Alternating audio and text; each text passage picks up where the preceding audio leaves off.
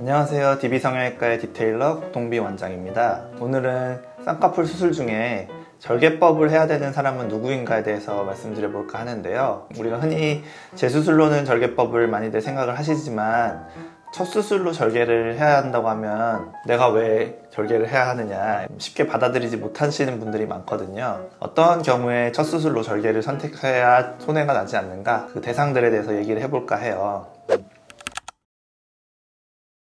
첫 수술로 절개를 해야 되는 경우를 크게 세 가지 정도로 나눠봤는데요. 첫 번째로는 피부가 두꺼우신 분들이에요. 그런 분들은 쌍꺼풀이 잘 풀린다고들 하죠. 첫 수술로 하지만 이제 주변에 언니들이나 친구들이 비절개법으로 수술을 했다가 풀려서 고생하거나 결국에는 절개로 재수술하는 그런 경우들을 많이 보셨을 거예요. 본인 피부를 얇은 부위를 만져보면 사람마다 느낌이 좀 다르거든요. 두툼하다 또는 탄력이 좋다, 질기다 이런 느낌이 나시는 분들의 경우에는 비절개법이 이제 빨리 풀릴 수 있기 때문에 절개를 하는 것도 괜찮은 생각이 되겠고요. 또한 그 피부가 두꺼우신 분들의 경우에 지방도 좀 많아서 눈이 좀 불룩하신 분들이 있으세요. 그런 경우에도 비절개법은 구멍만 뚫어서 하기 때문에 지방을 넓은 범위에서 고르게 빼기가 힘든데, 절개법은 전체를 열기 때문에 지방을 고르게 빼드릴 수가 있어요. 충분히. 좀 피부가 두툼하고 지방이 많으신 분들의 경우에는 첫 수술로 절개법을 하셔도 시행착오 없이 이득을 보실 수 있지 않을까, 그렇게 생각을 합니다. 두 번째로는 졸린 눈인데요. 예전 영상에서도 제가 여러 번 말씀드렸지만 눈이 예뻐지려면 쌍꺼풀이 예쁜 것보다는 눈이 먼저 또렷해야 돼요. 눈동자의 90% 정도가 보일 정도로 눈이 또렷해야만 쌍꺼풀을 만들었을 때 눈이 예쁘지, 졸린 눈에 그냥 줄 하나만 더 생겼다?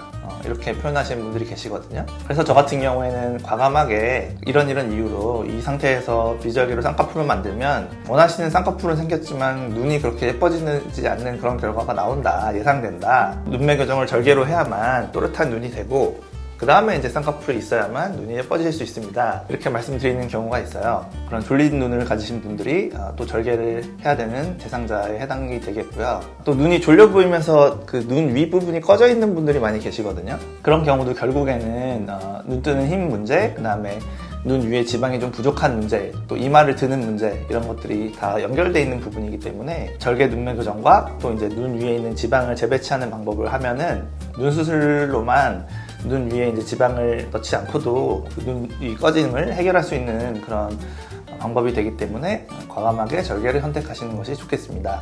세 번째로는 본인 눈이 양쪽 눈에 뜨는 힘이 이렇게 다르신 분들이 많이 계세요. 쌍꺼풀이 없는 상태에서는 눈 위가 이렇게 가려져 있다 보니까 모르고 사시는 경우도 많은데, 저한테 상담을 오셔서 이제 제가 눈을 양쪽 눈꺼풀을 이렇게 들어보면 눈꺼풀이 떠지는 크기가 다르신 분들이 많거든요. 본인은 이제 뇌에서 눈을 뜰 때 똑같이 양쪽 눈을 떴는데 뜨는 힘이 다르다는 거죠. 근데 이 상태에서 이제 쌍꺼풀 수술을 하게 되면 쌍꺼풀을 어떻게 만들어도 비대칭이 될 수밖에 없어요. 쌍꺼풀이라는 게 쌍꺼풀과 눈꺼풀 사이 폭이 쌍꺼풀이 되는 건데, 이게 이제 레벨이 안 맞다 보니까 기준점 자체가 다르다 보니까 어느 거를 기준으로 해도 비대칭이 될 수밖에 없거든요. 눈 뜨는 힘의 차이가 많이 나다 보면 이것은 비절개 눈매 교정으로는 완벽히 교정이 되지가 않아요. 절개 눈매 교정을 통해서 양쪽 눈 뜨는 힘을 일단 똑같이 또렷하게 맞추고 그 다음에 이제 쌍꺼풀을 똑같이 만들어줘야 이상적인 대칭의 예쁜 눈이 될 수 있거든요. 눈 뜨는 힘이 다르신 비대칭이신 분들의 경우에도 절개를 하시는 게 더 효과적이게 되겠습니다. 재수술의 경우에는 비절개 재수술이라는 것도 있잖아요. 어떤 경우에 절개를 꼭 해야 되는지 말씀드리자면, 먼저 첫 수술과 마찬가지로 졸린 눈의 경우가 되겠어요. 첫 수술에 저를 만나지 못해서 비절개로 이제 수술을 하셨는데 쌍꺼풀은 생겼는데 눈이 마음에 들지 않는 분들 계실 거예요. 그런 분들은 대부분 눈 뜨는 힘이 약해서거든요. 실제적으로 자기가 경험을 해보신 거잖아요. 그런 경우에는 쌍꺼풀을 높일 게 아니라 눈 뜨는 힘을 키우는 눈매 교정을 절개로 하셔야 되겠고요. 두 번째로는 첫 수술을 했는데 이제 쌍꺼풀이 두껍게 나온 경우, 흔히들 이제 소세지 눈이라고 하죠.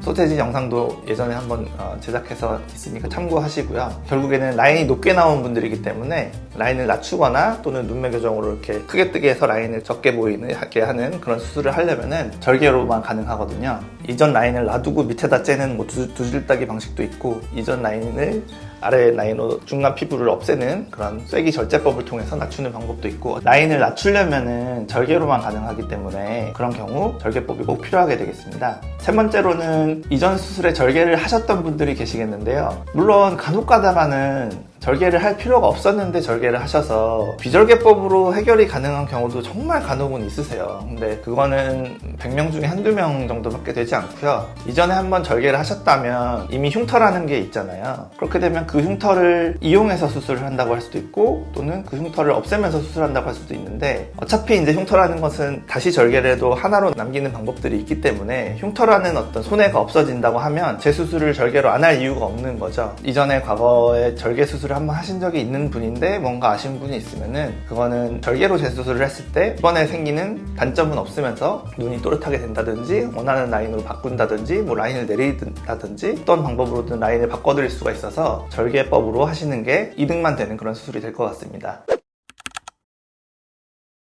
지금까지 쌍꺼풀 수술을 절개로 해야 되는 대상은 누구인가에 대해서 말씀을 드렸고요. 절개법은 또 어떤 종류가 있고 어떤 방식으로 하게 되는지 또 다른 영상을 통해서 소개를 해드릴 테니 많은 관심 부탁드립니다. 지금까지 DB성형외과의 디테일러 국동규 원장이었습니다. 감사합니다.